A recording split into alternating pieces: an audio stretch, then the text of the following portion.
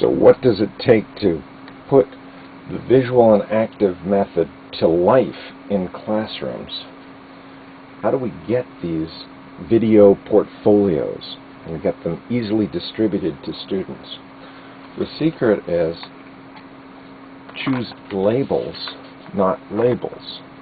The difference is that this is 20 cents each with the photocopying. Each one of these little pieces is a penny. CD, perhaps 12 cents. And if it's on sale, you can get a DVD. They look the same, don't they? DVD can be 30 cents. This makes it very easy to do the editing. But if you videotape and put it in the right format, it can go direct to, even on PC. It doesn't have to be a Macintosh. It can go direct to PC. The question is, once you have your original, what do you do? That's what this is about. Yes, it looks very disorganized, but this is the ADD, visual and active method at work. These are two duplicators. Here's one right now. And so what happens is, you switch this out, double check what you just made a copy of, because the top part is the copy. Sorry, the original. So I'm doing the bullying tape. So just to remind myself, I'll put a blank, then replace, and put another blank, and replace, put another blank. Okay, I see it's the bullying tape, so I'll put that up here. While that's working there, I use a felt tip pen. It has to be permanent. I put it, just a little mark.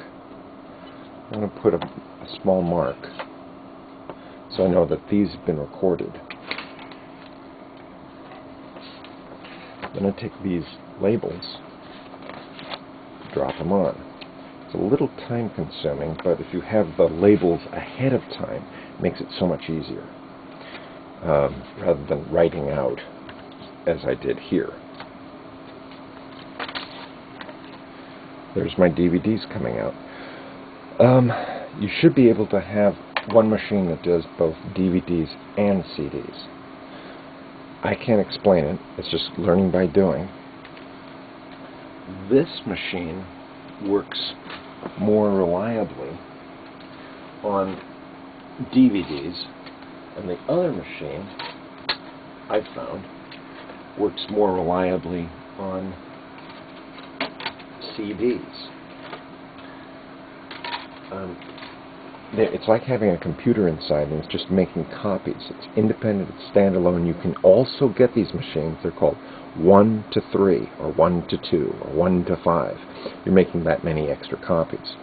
So, once again, tuck, tuck, tuck.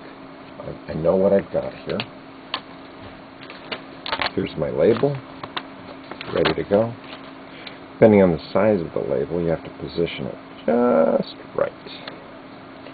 This is a great possibility for student involvement as well. Good for internships, for students to learn the steps of a procedure. And there's one warning here. You have to be very careful about this surface. Do not write with pen, and do not assume that you can just pick it up. There will be a bonding between this glue and the material here, and there is some possibility that they'll interact. So, if you're worried about that, just use the pen. Yes, you can scratch this side, but the actual data is on the surface. So be careful how you write. Never use a ballpoint pen because that metal will etch into this very thin film.